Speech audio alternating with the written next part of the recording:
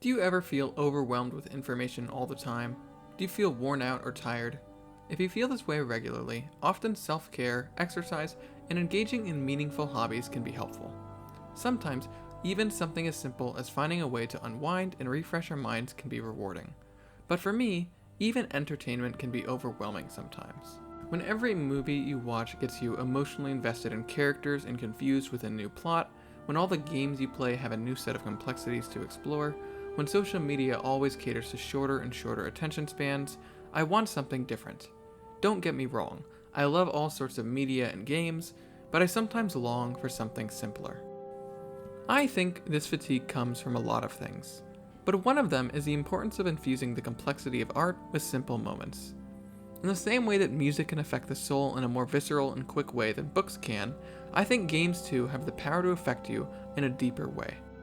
There's something valuable we gain in turning off our analytical sides for a moment and allowing ourselves to take in the raw feeling of an experience.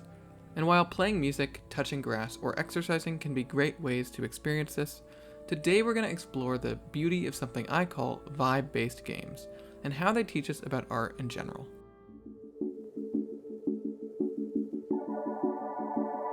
I first want to explain what I mean by vibe-based games. In lots of media, you're unplugging from the real world and plugging into a new one. In this new world, you're introduced to an array of characters, plot events, themes, and ideas. And in games at least, you're often plagued with strategic decisions as well. You're surrounded with 1,000 things to put your attention on.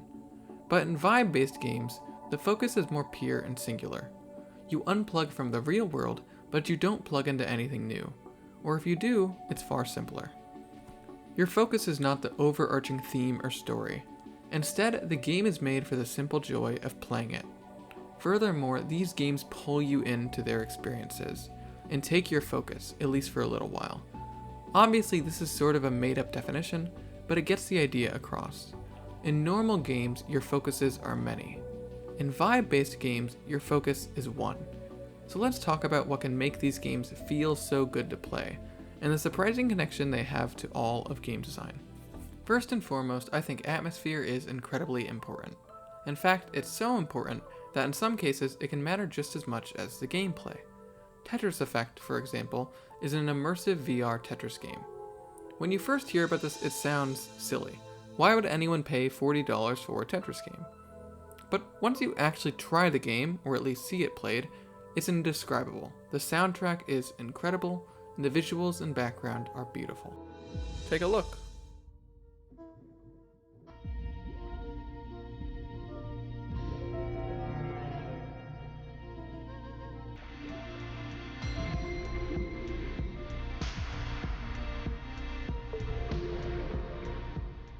Why does this work? Well, I think it's because you don't need complicated gameplay to make something fun. Tetris is a simple game, and Tetris Effect doesn't change up the gameplay all that much. But the simplicity of the game is enriched by the atmosphere. As the blocks fall down faster and faster, and you focus more on the game, you're pulled into your own little world. All of the normal attention you might put into a Tetris game is amplified by the feeling the music and visuals evoke in you. And time can fly in what is truly an immersive experience. In simple words, the vibes are good, and we all need that sometimes. This next game might not perfectly fit into the bucket of vibe-based games, but there's still a lot to learn from Geometry Dash. The goals in Geometry Dash are simple, and you achieve them with focus and by playing a level repeatedly. It can be difficult, but there's a simplicity in the unforgiving nature of the game. Even though it can be hard, it's not an analytical task. If you want to get good at Geometry Dash, the best strategy is to put all of your focus into the game and just play. Over time, you memorize the inputs, learn the rhythm, and level up your autism. It might sound tedious, but something about it is just inexplicably refreshing.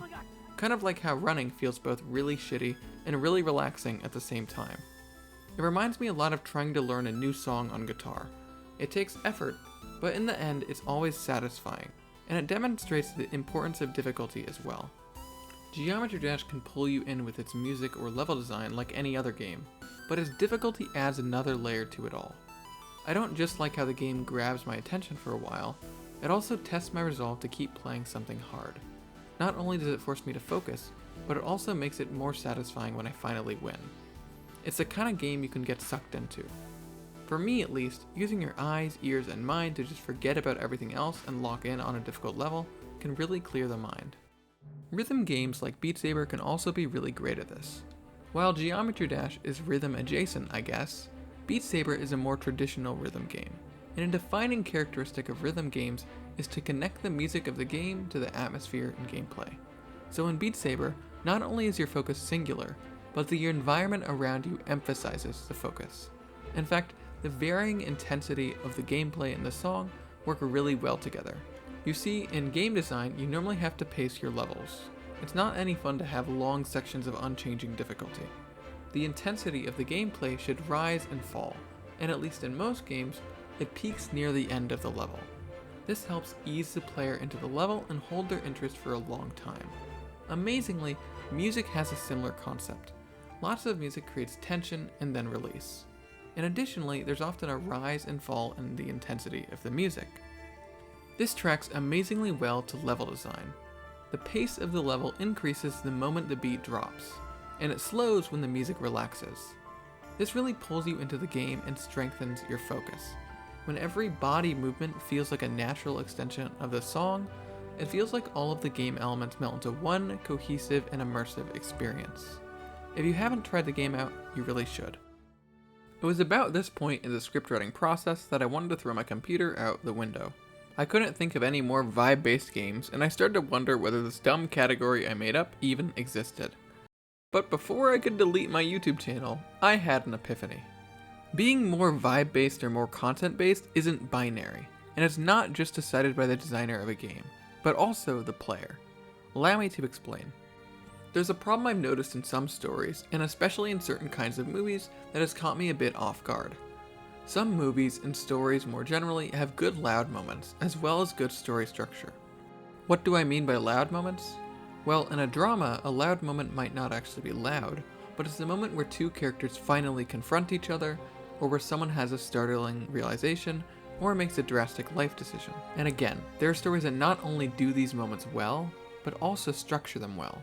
In a hyper-analytical sense, if I pull out one of my screenwriting or authorship books, I'll find that the writer of the story wrote the events in the right way. This is no easy feat, and I'm not discrediting the importance of structure. But despite all of this, the story is not very good. Why? Because they don't have any quiet moments to make me care about the loud ones.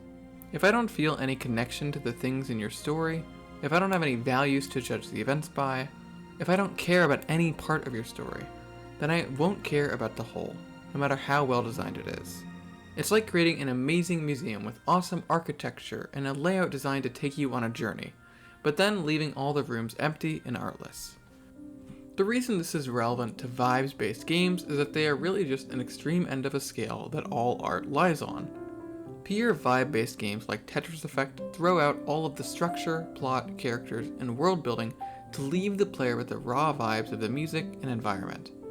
But almost all games, regardless of their genre or audience, use vibe-based moments somehow.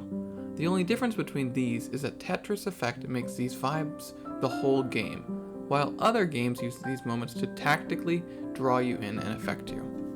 If you think about it, games are made up of a lot of different art forms that all have to come together to make a larger whole.